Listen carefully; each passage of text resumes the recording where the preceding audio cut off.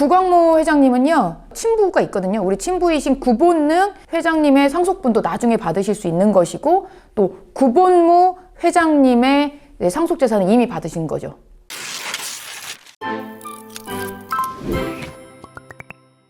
안녕하세요. 여러분의 상속메이트 최혜리 변호사입니다. 70년 넘게 분쟁이 없었던 LG가 이번에 상속소송을 하게 되었는데요. 그 이유는 고 구본무 회장의 상속재산을 두고 구본무 회장님의 배우자와 딸들이 현재의 회장이신 구광모 회장한테 상속회복 청구 소송을 제기한 것입니다. 그래서 오늘 말씀드릴 거는 왜 상속회복 청구 소송을 한 것인지, 상속회복 청구 소송이 무엇인지 정도를 말씀드리려고 합니다. 우선 구광모 회장님은 고인이 되신 구본무 회장님의 친아들이 아니죠. 원래 구본무 회장님은 아들이 있으셨는데 그 아드님이 돌아가시면서 그 LG의 장자 승계 원칙에 따라서 구광모 회장님을 양자로 이제 입적을 하신 거죠. 그러면 양자가 뭔지 좀 궁금하시지 않으세요? 양자랑 친양자는 다릅니다.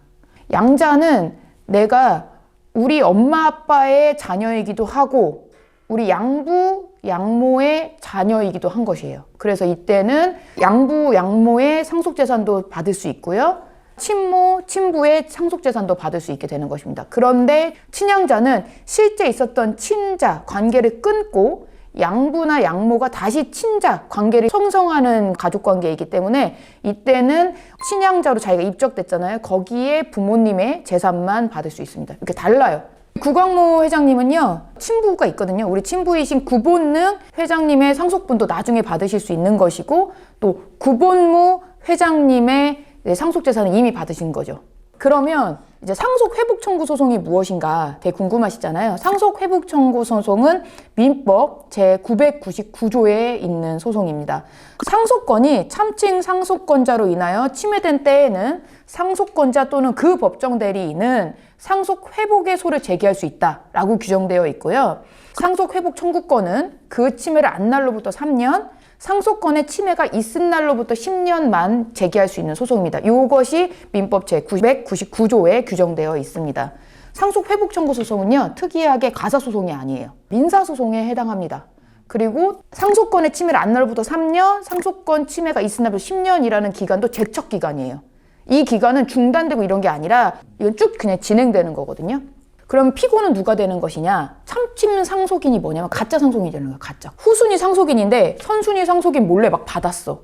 원래는 이때를 참칭 상속인이라고 했어요. 근데 대법원에서 뭐라고 했냐면 공동 상속인 중에 한 명이 어떤 이유에서든 나의 법정 상속분을 넘어서 받은 부분이 있다. 그럼 그 부분에 한해서는 참칭 상속인에 해당해서 상속회복 청구 소송을 할 수 있다고 한 것입니다.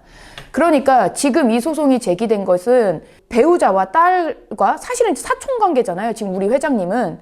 그러니까 사촌이신 우리 구 회장님한테 이 사람이 받아야 될 법정 상속보다 더 많이 받았다는 거예요. 물론 상속의 분할 협의가 있었겠죠. 그 협의에 의해서 받았는데 협의가 잘못됐으니까 구 회장님이 받으신 이 법정 상속을 넘는 부분은 문제가 있으니 이 부분에 대해서 다시 돌려달라라는 소송을 제기한 것입니다. 그러면 LG그룹에서는 뭐라고 얘기하는 걸까요, 지금? 제일 먼저 한 얘기가 이거예요. 이 소송을 제기하기엔 시간이 지났다 이러는 거예요. 4년이란 시간이 지났다 이렇게 얘기하거든요. 상속회복 청구 소송은 침해를 있은 날부터 3년 내에 제기해야 되는 제척기간이 정확히 있기 때문에 지금 이 얘기는 본안전 항변을 한 거예요. 이거 소송의 거리가 안 돼. 한마디로 기각의 사유랑 각하의 사유가 다른 거예요. 각하는 소송의 요건이 안 맞다는 것이고 본안은 소송 요건은 맞아서 이제 판단을 해봤더니 이 사람의 청구가 틀렸다 맞았다를 얘기하는 거예요.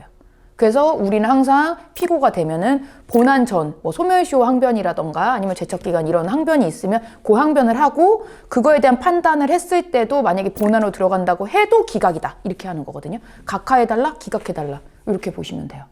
두 번째로 하는 게 LG 측에서 하는 얘기는 상속재산 분할 협의가 적법하게 끝이 났다 이렇게 말하는 거거든요. 만약에 제소기간이 지켜진 것이라 한다 하더라도 이 상속재산 분할 협의 자체는 적법했다 이렇게 말하고 있는 것입니다.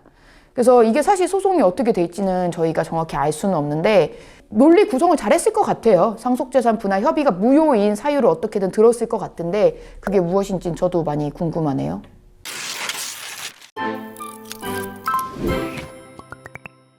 LG 그룹이 이렇게 소송을 하는 거 보면서 제가 느낀 것은 정말 큰 그룹이잖아요. 그럼 뭐 법률 전문가나 이런 분들의 조언이 없었다거나 이러진 않았을 것 같거든요. 그럼에도 불구하고 이렇게 소송이 제기될 수 있는 것은 사실 협의를 너무 급하게 했던 것이 아닌가. 장자 승계라는 원칙을 지키려 하다 보니까 거기에 맞게끔 협의는 했지만 그 협의에서의 어떤 문제가 있었으니까 이렇게 되는 거잖아요. 그래서 늘 말씀드리지만 협의는 항상 신중하게 내가 정말 이 협의를 하고 나서도 후회하지 않을 수 있는가를 충분히 생각하시고 협의를 하셔야 이런 소송에 휘말리지 않을 수 있을 것 같습니다. 오늘의 영상 도움이 되셨길 바라겠고요. 구독과 좋아요 눌러주세요. 감사합니다.